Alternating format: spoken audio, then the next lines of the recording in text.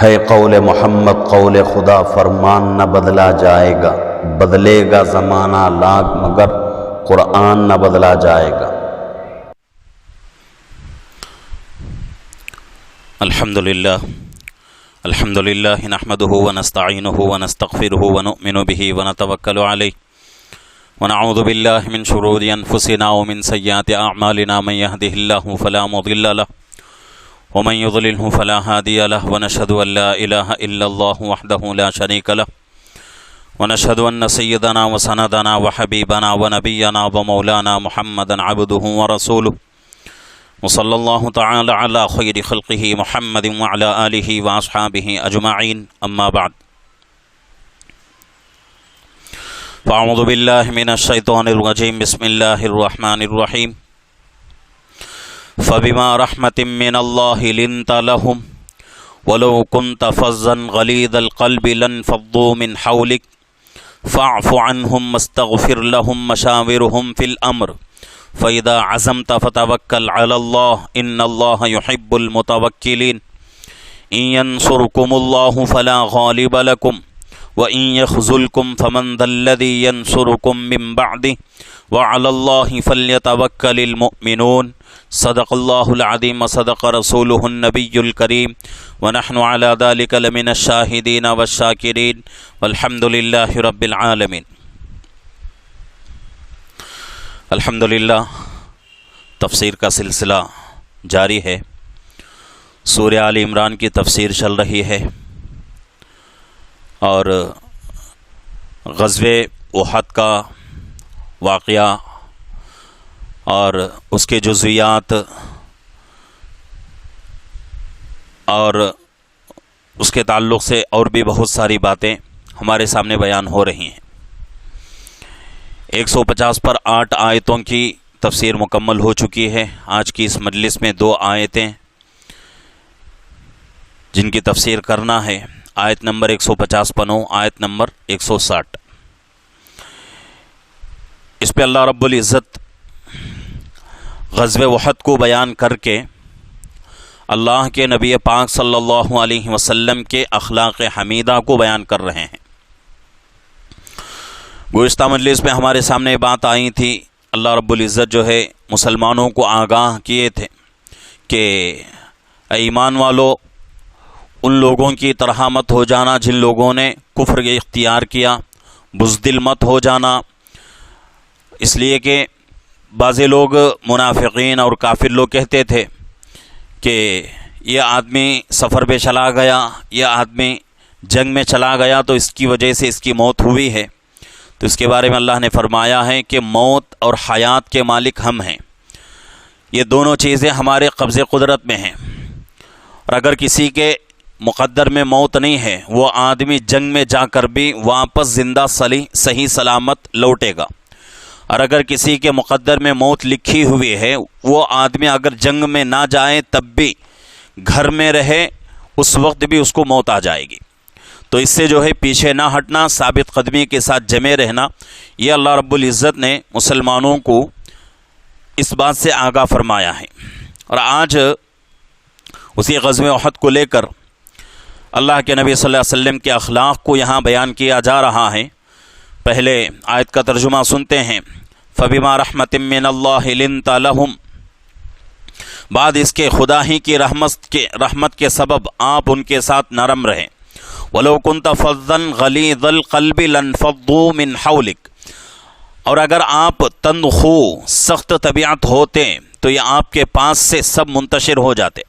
فَاعْفُ عَنْهُمْ، سو آپ ان کو معاف کر دیجئے، وَاسْتَغْفِرْ لَهُمْ، آپ ان کے لیے استغفار کیجئے، وَشَاوِرْهُمْ فِي الْأَمْرِ، اور ان سے خاص باتوں میں مشورہ لیتے رہیے، فَإِذَا عَزَمْتَ فَتَوَكَّلْ عَلَى اللَّهِ، پھر جب آپ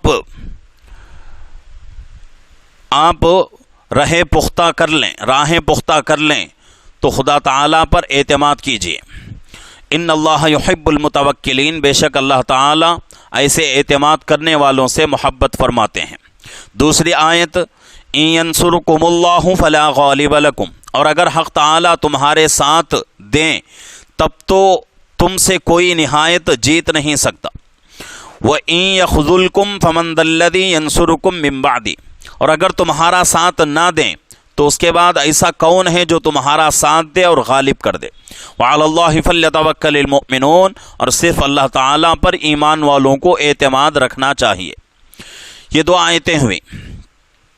اس میں غزوہ احد کے واقعے کو یاد کرنا ہے، کیونکہ یہاں جو ہے اللہ کے نبی صلی اللہ علیہ وسلم کے اخلاق کو اللہ بیان کر رہے ہیں اسی غزوہ احد کے تعلق سے. اس لیے کہ غزوہ احد میں شروع میں مسلمانوں کو کامیابی ملی، لیکن بعد میں چل کر صحابہ کی اجتہادی خطا کی وجہ سے جنگ کا جو پاسا تھا وہ پلٹ گیا، اور کامیاب ہو چکے تھے مسلمان، اس کامیابی کو اللہ نے کیا کر دیا؟ ناکامی میں بدل دیا. اور یہ اجتہادی خطا تھی حضرات صحابہ سے جو ہوئی تھی. تو جب یہ واقعہ پیش آیا، اسی واقعے کے تحت اللہ کے نبی صلی اللہ علیہ وسلم زخمی ہوئے. پیچھے جو ہے واقعہ مکمل گزر چکا ہے.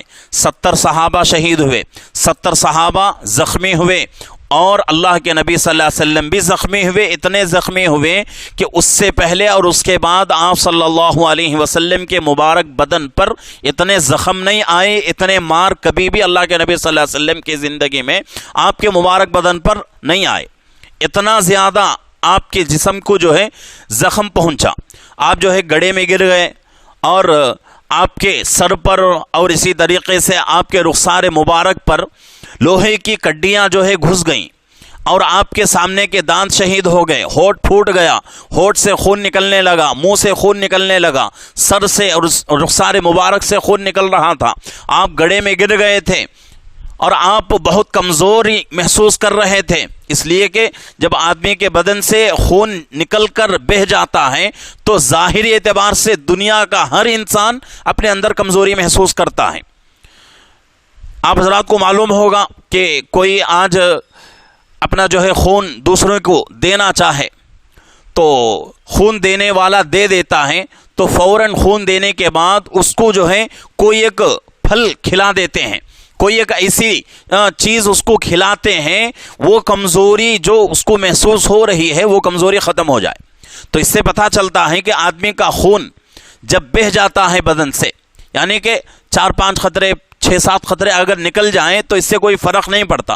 زیادہ مقدار میں اگر خون نکل کر بہہ جاتا ہے انسان کا، یا پھر جانور ہی کیوں نہ ہو، تو دنیا کا ہر جاندار جس کے اندر خون رہتا ہے، اور وہ جاندار جو کہ اس کے اوپر یہ زخم آتا ہے، زخم وہ جانور جو ہے وہ جاندار محسوس کرتا ہے، وہ تمام جاندار اگر ان کے بدن سے خون نکل کر زیادہ مقدار میں بہہ جاتا ہے تو وہ پورے جاندار کمزوری محسوس کرتے ہیں. اس میں انسان بھی ہے، تو انسان کو بھی کمزوری محسوس ہوتی ہے. تو اسی وجہ سے اللہ کے نبی صلی اللہ علیہ وسلم کو بھی کمزوری محسوس ہونے لگی. آپ گڑھے میں گر گئے، آپ خود اٹھ نہیں سکتے تھے، صحابہ نے آپ کو سہارا دے کر ہاتھ پکڑ کر کھڑا کیا.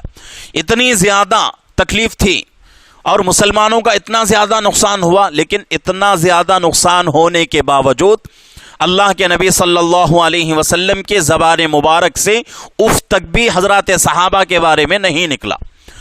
اسی کو یہاں اللہ فرما رہے ہیں فَبِمَا رَحْمَةٍ مِّنَ اللَّهِ لِنْتَ لَهُمْ، بعد اس کے خدا ہی کی رحمت کے سبب آپ ان کے ساتھ نرم برتاؤ کر رہے ہیں. خدا نے فضل فرمایا، خدا کے فضل کے سبب اللہ کے نبی صلی اللہ علیہ وسلم حضرات صحابہ کی اتنی بڑی غلطی، اتنی بڑی جو ہے ان سے خطا ہوئی، اس کے باوجود بھی اللہ کے نبی صلی اللہ علیہ وسلم حضرات صحابہ کو نہ تو ڈانٹ رہے ہیں، نہ تو چیخ رہے ہیں، نہ تو جو ہے حضرات صحابہ کو تنبیہ کر رہے ہیں، بلکہ اللہ کے نبی صلی اللہ علیہ وسلم کا عمل کیا تھا؟ اتنی بڑی خطا ہونے کے بعد اللہ کے نبی صلی اللہ علیہ وسلم معاف کر رہے ہیں، حضرات صحابہ کو معاف کر رہے ہیں. اسی واقعے کو آگے اللہ فرما رہے ہیں وَلَوْ كُنْتَ فَظًّا غَلِيظَ الْقَلْبِ لَانفَضُّوا مِنْ حَوْلِكَ، اور اگر آپ تندخو ہو یا سخت طبیعت کے ہوتے، یعنی آپ کے اخلاق اچھے نہ ہوتے، آپ کی طبیعت میں سختی ہوتی، تو آپ کے پاس سے یہ سب جو ہے منتشر ہو جاتے. اب آدمی جو ہے اخلاق اس کے اچھے نہ ہو اور طبیعت کا وہ آدمی جو ہے اچھا نہ ہو، تو وہ آدمی اس کے پاس رہنے والوں کے اوپر برستا رہتا ہے اور ان کو جو ہے تنبیہ کرتا رہتا ہے اور ہر چھوٹی بات کے اوپر جو ہے ان کو جو ہے ان کے اوپر سختی کرتا رہتا ہے، جیسا کہ بادشاہوں کی عادت ہوتی ہے۔ لیکن اللہ کے نبی صلی اللہ علیہ وسلم کی عادت بادشاہوں کی عادت نہیں تھی، آپ کے اخلاق بادشاہوں کے اخلاق نہیں تھے، بلکہ دنیا کے سب سے پورے انسانوں سے سب سے اچھے اخلاق آپ کے تھے۔ اخلاق کے اعتبار سے آپ سے کوئی بھی دنیا کے اندر اچھے اخلاق والا نہیں ہے۔ اسی لیے کتابوں میں لکھا ہوا ہے کہ جب جنتی جنت پہ چلے جائیں گے تو ہر جنتی کو اللہ رب العزت 5 چیزوں سے نوازیں گے۔ ہر جنتی کو اللہ رب العزت 5 چیزوں سے نوازیں گے۔ سب سے پہلی چیز حضرت آدم علیہ السلام کا قد اللہ نصیب کریں گے۔ آدم علیہ السلام کا قد جو ہے اونچا قد تھا آپ کا، اور اس کے بعد کتابوں میں لکھا ہوا ہے کہ حضرت یوسف علیہ السلام کی خوبصورتی اللہ دیں گے، اور اسی طریقے سے اللہ کے نبی حضرت داؤد علیہ السلام کی خوش الہانی اللہ نصیب کریں گے۔ یعنی کہ حضرت داؤد علیہ السلام کی آواز اتنی خوبصورت تھی کہ جب آپ جو ہے اپنی کتاب کی تلاوت کرتے تو اڑنے والے پرندے بھی اپنے جو ہے اڑان کو ختم کر کے بیٹھ کر سکون سے اس کلام کو سنتے تھے اور کلام کو سن کر جھومتے تھے۔ تو یہ جو ہے اللہ رب العزت جو ہے ہر جنتی کو ایسی آواز نصیب کریں گے۔ اور چوتھی چیز حضرت ایوب علیہ السلام کا صبر عطا کریں گے۔ حضرت ایوب علیہ السلام کا صبر مشہور ہے کہ آپ اتنے بیمار ہوئے، بعض مفسرین فرماتے ہیں کہ آپ کے بدن مبارک میں کیڑے بھی پڑ گئے تھے۔ حالانکہ ہمارے جو ہے اہل سنت الجماعت کا عقیدہ ہے کہ کسی بھی نبی کے تعلق سے ایسا سوچنا یہ نبی کے ذات میں عیب پیدا کرتا ہے۔ اللہ رب العزت ہر دنیا کے اندر جتنے بھی نبی آئے ہیں، ہر نبی کو اپنے جو ہے ظاہری عیب سے اور باطنی تمام عیبوں سے اللہ نے پاک رکھا ہے۔ اور جو فرماتے ہیں کہ آپ کے بدن پر جو ہے بدن میں کیڑے پڑ گئے ہیں، وہ ایک کمزور اور ضعیف روایتیں ہیں، لیکن اصل جو بات ہے وہ یہی ہے کہ آپ بہت بیمار تھے۔ آپ کا پورا بدن جو ہے اتنا بیمار ہو چکا تھا، گویا کہ اس دنیا میں آپ سے بڑھ کر کوئی بیمار آج تک پیدا نہیں ہوا، اتنی بیماری آئی، لیکن اللہ کے نبی حضرت ایوب علیہ السلام اس کے اوپر صبر کر رہے ہیں۔ اور اس کا اعلان اللہ رب العزت سورہ انبیاء میں 17واں پارہ ہے، اس کے اندر حضرت ایوب علیہ السلام کے صبر کا اعلان اللہ کر رہے ہیں۔ اور 5ویں چیز اللہ کے نبی صلی اللہ علیہ وسلم کے اخلاق و عادات اللہ نصیب کریں گے۔ تو ہر جنتی کو اللہ رب العزت 5 چیزیں دیں گے، 5 نعمتیں دیں گے۔ ایک حضرت آدم علیہ السلام کا قد، دوسرا حضرت داؤد علیہ السلام کی آواز، تیسری حضرت یوسف علیہ السلام کی خوبصورتی، چوتھی حضرت ایوب علیہ السلام کا صبر، 5ویں اللہ کے نبی صلی اللہ علیہ وسلم کے اخلاق و عادات۔ یہ 5 چیزیں ہر جنتی کو اللہ رب العزت نصیب کریں گے۔ تو اللہ کے نبی صلی اللہ علیہ وسلم کے اخلاق جو ہے اتنے اونچے تھے، اللہ فرما رہے ہیں کہ اے نبی جی آپ کے اخلاق اتنے اچھے ہیں، اسی لیے حضرات صحابہ آپ کے قریب رہتے ہیں۔ اگر آپ کی مزاج میں سختی ہوتی تو یہ تمام لوگ آپ سے منتشر ہو جاتے، آپ سے الگ ہو جاتے۔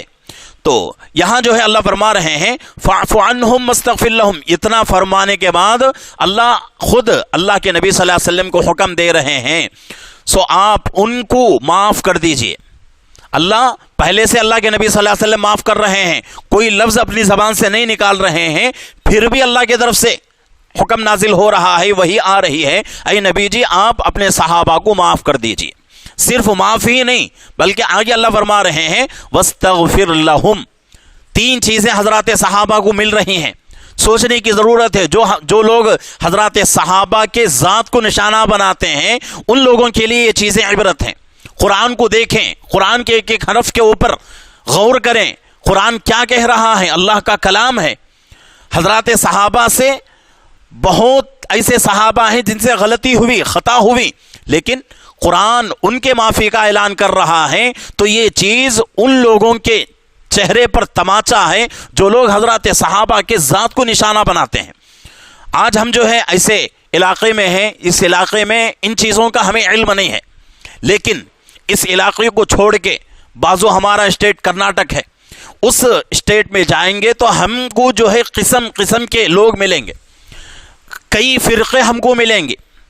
उसमें जो है हज़रत सहाबा को निशाना बनाने वाले और अइम्माए अरबा जो कि इमाम आज़म अबू हनीफ़ा रहमतुल्लाह अलैह, हज़रत इमाम मालिक और इसी तरीक़े से हज़रत इमाम शाफ़ई, हज़रत इमाम अहमद इब्न हम्बल रहिमहुमुल्लाह, इन लोगों को निशाने पे लेने वाले, इन लोगों को बुरा भला कहने वाले। और इसी तरीक़े से ये तो एक चलो भाई हज़रत सहाबा को कोई जो है गाली कर रहा है, गाली दे रहा है, निशाने पे ले रहा है, ये भी बहुत बड़ा सख्त गुनाह है। लेकिन बाज़े लोग मुसलमान हैं, मुसलमान होकर भी इससे भी आगे जाकर अल्लाह के नबी की ज़ात को निशाना बनाते हैं, अल्लाह के नबी की ज़ात को भी निशाना बनाते हैं।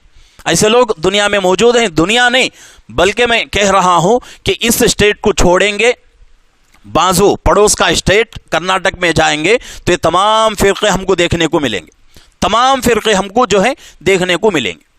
तो ऐसे जो है लोग मौजूद हैं। आज जो है ऐसा फ़िरक़ा, इससे पहले भी मैंने उसका तज़किरा किया है कि हमारे जो है इन दो स्टेटों में से, ये दो स्टेटों में जो है हमारे तेलुगु के जो दो स्टेट हैं आंध्रा और तेलंगाना, इन दो स्टेटों में ये फ़िरक़ा जो है बहुत ही आगे बढ़ रहा है और इसकी जड़ जो है मजबूत होती जा रही है। और ये फ़िरक़ा जो है और ये जमात जो है रोज़ बरोज़ तरक्की करती जा रही है। और वो जमात सिरे से कहती है कुरान हमारे लिए नमूना नहीं, कुरान हमारे लिए नमूना नहीं है, नमाज का हुक्म कुरान के अंदर नहीं है, दीन के अंदर नमाज नहीं है, आलिम बनना कोई ज़रूरी नहीं है, हाफिज़ बनना ज़रूरी नहीं है। आलिम हाफिज़ जो लोग बनते हैं वो जमात कहती है वो लोग बेकार हैं, आलिम हाफिज़ बेकार हैं। कितनी जो है ख़तरनाक बातें हैं। जो बंदा अल्लाह के नबी को ही बुरा कहे, कुरान को ही बुरा कहे, अब उसके लिए कौन सा जो है रास्ता रह जाता है कामयाबी का। तो इसलिए इन तमाम फ़िरक़ों से बचने की ज़रूरत है। और हमारा ये जो माशरा है, हमारा ये स्टेट जो है और इसमें भी जो है ये हमारा इलाक़ा है, अल्हम्दुलिल्लाह अल्लाह रब्बुल इज़्ज़त ने इन तमाम फ़िरक़ों से इस इलाक़े को पाक रखा है। तो ये हमारे लिए बहुत बड़ी जो है नेमत है। तो इसलिए आप लोगों से मेरी दरख्वास्त यही है कि कोई ऐसा वैसा मसला आप तक पहुँचे, आप उसके ऊपर फ़ैसला न करें। कई बार मैं ये बात दोहरा दिया हूँ कि किसी भी हाल में कोई भी मसला आप तक पहुंचता है तो आप फौरन जो है किसी आलिम से राब्ता करें, राब्ता करके क्या करें, उसको जो है मसला, उस मसले को हल करने की कोशिश करें। तो इसलिए ज़रूरी है। और आजकल जो है बहुत सारे लोग ये समझते हैं कि भाई उलमा की कोई ज़रूरत नहीं है। अभी जो है आज का वाक़या पड़ोस का हमारा स्टेट जहाँ जो है कांग्रेस जो है हुकूमत बनी हुई है, उसके बारे में फरमाते हैं कुछ लोग कि वहाँ उलमा ने ऐसी मेहनत की है, उलमा की ऐसी मेहनत वहाँ हुई है। बाज़ उलमा पूरे स्टेट में घर घर जाकर वोट की कदर लोगों को बताई और उनको इस बात के ऊपर दावत दी और उनको तरगीब दी कि किसी भी हाल में हमको ऐसी पार्टी को वोट देना है जो पार्टी मुसलमानों का नुकसान नहीं करती, मुसलमानों से दुश्मनी नहीं करती और मुसलमानों को अपने मजहब में रहने की और अपने मजहब में रहकर ज़िंदगी गुजारने का पूरा इख्तियार देती है। उस पार्टी को जो है आप वोट दो। तो उसका नतीजा आज हमारे सामने है कि अल्हम्दुलिल्लाह ये हमारे लिए बड़ी खुशी की बात है। तो उलमा जो है इस तरह काम करते हैं, लेकिन हम जो है उनके ऊपर भरोसा करना है। हमको भरोसा करेंगे तो उस वक्त जो है हमें सही जो है रास्ता मिलेगा। तो यहाँ जो है बात अल्लाह के नबी सल्लल्लाहु अलैहि वसल्लम के अखलाक के ताल्लुक़ से आई है कि अल्लाह रब्बुल इज़्ज़त जो है उन सहाबा को 3 चीज़ें इनाम के तौर पे दे रहे हैं। पहली चीज़ अल्लाह के नबी से अल्लाह फरमा रहे हैं कि नबी जी उनको माफ़ कर दीजिए। दूसरा इनाम अल्लाह रब्बुल इज़्ज़त जो है अल्लाह के नबी के वास्ते से सहाबा को दे रहे हैं, वो ये है आप माफ़ भी करना है और उनके हक़ में हमसे जो है बख्शिश भी तलब करना है, हमसे इस्तिग़फ़ार भी करना है सहाबा के बारे में। और तीसरी चीज़ बहुत बड़ी चीज़ है, बहुत बड़ा इनाम है, वो ये है वशाविरहुम फिल अम्र, उनसे क्या करो अपने मामलात में मशवरा करो। ऐसा नहीं कि भाई इनसे गलती हुई है चलो इनको छोड़ देते हैं, ऐसा नहीं है। उनको माफ़ भी करना है, उनके हक़ में इस्तिग़फ़ार भी करना है और उनके साथ क्या करना है, मशवरा भी करना है। اب یہاں جو ہے اس بات کو سمجھنا ہے کہ اللہ رب العزت جو ہے مشورہ کرنے کا حکم دے رہے ہیں، لیکن نبی کے لیے مشورہ کرنا ضروری نہیں ہے. نبی کے لیے اپنے ساتھیوں سے، صحابہ سے مشورہ کرنا ضروری نہیں ہے. یہاں اللہ کیوں حکم دے رہے ہیں؟ اس وجہ سے کہ آنے والی سامنے جو امت ہے اس امت کی اصلاح ہو جائے. اس وجہ سے اللہ رب العزت جو ہے نبی صلی اللہ علیہ وسلم کو حکم دے رہے ہیں اپنے صحابہ سے مشورہ کرو. اب نبی کو کیوں مشورے کی ضرورت نہیں ہے؟ وجہ اس کی یہ ہے کہ نبی جو بھی کام کرتا ہے، کوئی بھی نبی ہو، وہ اللہ کے حکم کے اوپر اپنا چھوٹا کام بھی، کوئی نبی دنیا میں ایسا نہیں گزرا چھوٹا کام اپنی زندگی میں اپنی مرضی سے کیا ہو. تو ڈائریکٹ ان کے اوپر اللہ کی طرف سے حکم آتا ہے. جب اللہ کی طرف سے حکم دیا جا رہا ہے تو اب مشورہ کرنے کی ضرورت نہیں ہے. پھر بھی اللہ رب العزت جو ہے حضرات صحابہ کی ہمت افزائی کے لیے اور مسلمانوں کو سکھانے کے لیے اللہ رب العزت حکم دے رہے ہیں، اے نبی جی ان سے غلطی ہوئی ہے لیکن انہیں معاف کر دیجئے اور ان کے حق میں استغفار کیجئے اور ان سے اپنے جو ہے معاملات میں مشورہ کیجئے. فَإِذَا عَزَمْتَ فَتَوَكَّلْ عَلَى اللَّهِ، پھر جب آپ راہیں پختہ کر لیں تو خدا تعالیٰ پر اعتماد کیجئے. یعنی کہ اللہ رب العزت جو ہے یہاں فرما رہے ہیں کہ ان تمام چیزیں ہو جائیں تو پھر جو ہے آپ کو کیا کرنا ہے؟ مسلمانوں کو بھی آپ کو بھی ہمارے اوپر ہی اعتماد کرنا ہے. اور مسلمان کے لیے یہی ایک راستہ ہے، دوسرا کوئی راستہ نہیں ہے. مسلمان صرف اور صرف اللہ کے اوپر اعتماد کر کے زندگی گزار سکتا ہے. ان اللہ یحب المتوکلین، بے شک اللہ تعالیٰ ایسے اعتماد کرنے والوں سے محبت رکھتے ہیں. یعنی جو آدمی اللہ کے اوپر یقین کرتا ہے، اعتماد کامل رکھتا ہے اللہ کی ذات سے، اللہ اس سے محبت رکھتے ہیں. اب اعتماد کامل کا مطلب کیا ہے؟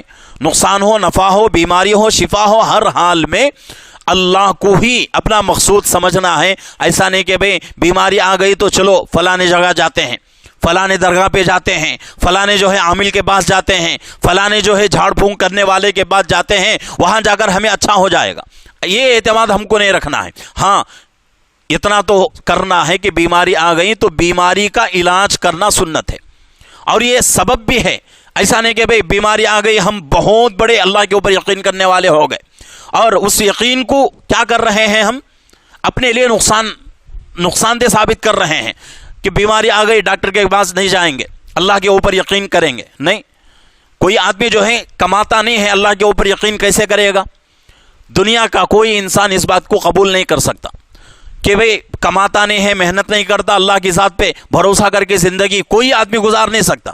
یہ الگ چیز ہے کہ بھئی اللہ جس کے ساتھ مدد کا معاملہ کرنا چاہیں اس کو اپنے گھر میں بٹھا کر بھی اس کی روزی کا انتظام کرتے ہیں، یہ الگ چیز ہے. لیکن دنیا کا وصول یہی ہے کہ آدمی محنت کرے، اس کا پھل لے. یہ اس کے ساتھ ساتھ اللہ کی ذات کے اوپر یقین بھی کرنا ہے. آگے اللہ فرما رہے ہیں ان ینصرکم اللہ فلا غالب لکم، اگر حق تعالی شانہ تمہارا ساتھ دیں.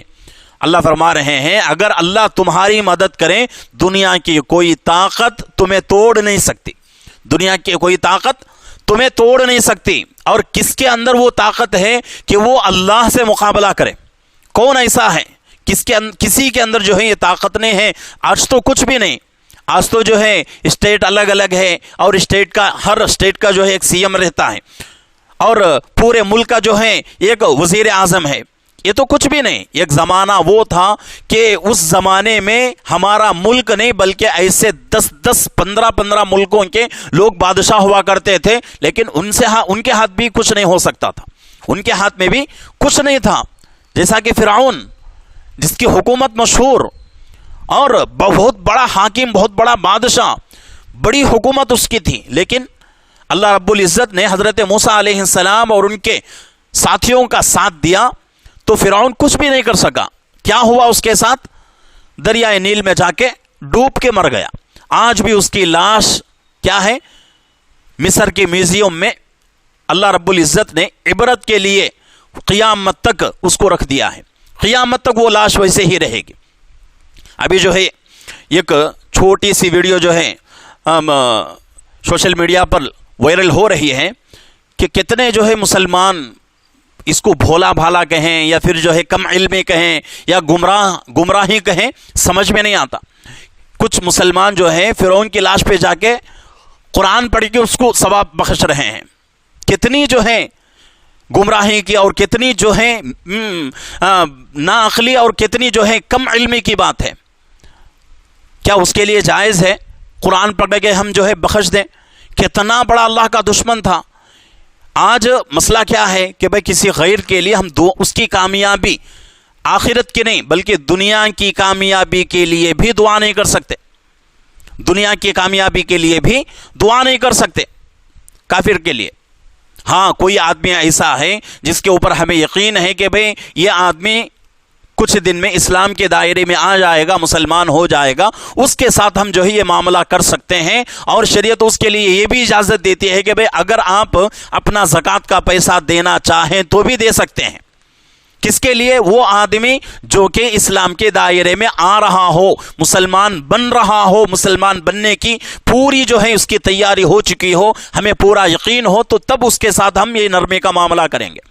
ورنہ تو حضرات صحابہ کی شان ہے، حضرات صحابہ کی خصلت ہے، عادت ہے. کیا ہے؟ محمد الرسول اللہ والذین معہ اشداء علی الکفار، کفار کے ساتھ سخت مزاج، رحماء بینہم، اپنے ساتھیوں کے ساتھ نرم مزاج. یہ جو ہے حضرات صحابہ کے صفات تھے. تو آج اگر یہ جو ہے جماعت جا کے فرعون کی لاش پہ قرآن خوانی کر رہی ہے، قرآن پڑھ کے اس کو جو ہے ثواب بخش رہی ہے، تو کتنی جو ہے کم علمی کی بات ہے اور کتنی جو ہے گمراہی کی بات ہے.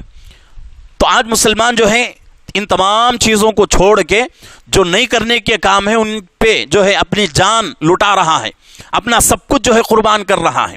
ان چیزوں کو سمجھنے کی ضرورت ہے. یہ بنیادی عقائد میں آتی ہیں. اگر وہ آدمی جا کے فرعون کی لاش پہ کھڑا ہو کے دعا کر رہا ہے، قرآن پڑھ رہا ہے، تو اس کا عقیدہ کتنا بگڑا ہوا ہے. کیا وہ آدمی اللہ کے فہرست میں، اللہ کے دربار میں اس کو مسلمان کہا جائے گا؟ ہرگز نہیں. تو اس جو ہے ان تمام چیزوں سے بچنے کی ضرورت ہے.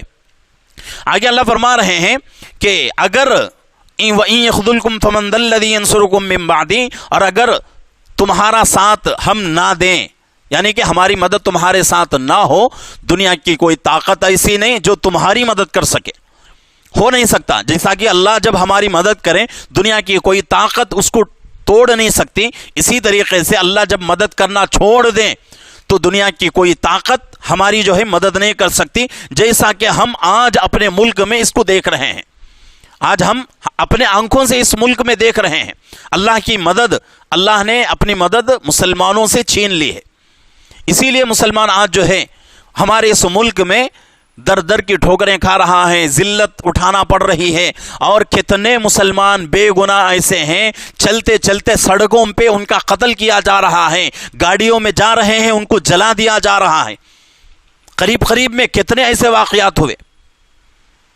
تو یہ کیوں ہو رہا ہے؟ اللہ کی مدد ہم سے، ہماری زندگیوں سے ختم ہو چکی ہے. تو اس لیے آج وہ قوم جس کے پاس تہذیب کا کوئی نام نہیں، کوئی کام کا طریقہ ان کو معلوم نہیں، پیشاب اگر کر لیں، پخانہ اگر کر لیں، اس سے استنجا کرنے کا طریقہ ان کو معلوم نہیں ہے، وہ لوگ آج مسلمانوں کے اوپر حکومت کر رہے ہیں. اس سے بڑی اور ذلت کی چیز کیا ہو سکتی ہے؟ تو اس لیے اللہ سے جو ہے اپنا رشتہ مضبوط کرنے کی ضرورت ہے. آگے اللہ فرما رہے ہیں وَعَلَى اللَّهِ فَلْيَتَوَكَّلِ الْمُؤْمِنُونَ، اللہ رب العزت صرف اللہ تعالیٰ پر ایمان والوں کو ہی بھروسہ کرنے کی ضرورت ہے. غیر ایمان والا اس کا کوئی بھروسہ ہی نہیں رہتا اللہ کے اوپر. ایمان والوں کو اللہ کیا فرما رہے ہیں؟ تم ہی جو ہے اس کے حقدار ہو. کیا تم ہی جو ہے میرے ذات کے اوپر بھروسہ کر سکتے ہو، اس لیے تمہارے لیے ضروری ہے کہ تم کیا کرو؟ میری ذات پہ بھروسہ کرو. تو یہ جو ہے آج ہمارے درس کے اندر یہ 2 آیتیں ہوئی ہیں. جتنی باتیں آج گزری ہیں ان تمام باتوں کا خلاصہ مفہوم یہ ہے کہ اپنے اخلاق کو درست کرنے کی ضرورت ہے، اور اس کے ساتھ ساتھ اللہ سے مدد مانگتے رہنا ہے. اور اللہ کی مدد اگر ہم لینا چاہیں تو ہمارے لیے ضروری ہے کہ اللہ سے اپنا رشتہ مضبوط رکھیں. اللہ سے اپنا رشتہ مضبوط رکھیں. مثال کے اعتبار سے لوکل کوئی آدمی ہے، ہاں سیاست میں رہتا ہے، مثال کے اعتبار سے سمجھو گلی کا کونسلر ہی کیوں نہ ہو، اس کی کچھ بھی طاقت نہیں رہتی، لیکن اگر ہم اس کے ہاں میں ہاں نہ ملائیں اور اس کی بات کے ساتھ کھڑے نہ ہوں، وہ آدمی اس کا کچھ نہیں چلتا، پھر بھی وہ آدمی ہمارے ساتھ دشمنی کرتا ہے اور دشمنی کر کے ہمارے تمام کاموں کو فیل کرانے کی کوشش کرتا ہے. تو جب دنیا کا ایک فنا ہونے والا انسان اور معاشرے کے اندر اس کا کوئی اتنا بڑا جو ہے رول نہیں ہے، اتنا بڑا اس کا کردار نہیں ہے اور اتنی بڑی اس کی اہمیت نہیں ہے، اس کے باوجود بھی وہ آدمی جو ہے کوشش کرتا ہے. تو اس لیے ضروری ہے کہ آج کے درس میں ہمیں جو ہے یہی قابل عمل باتیں ہیں کہ ہم اللہ سے اپنا رشتہ مضبوط رکھیں. انشاءاللہ اللہ کی مددیں ہمارے ساتھ رہیں گی اور اپنے اخلاق کو درست کرنے کی کوشش کریں. اللہ ہم سب کو عمل کی توفیق عطا فرمائے.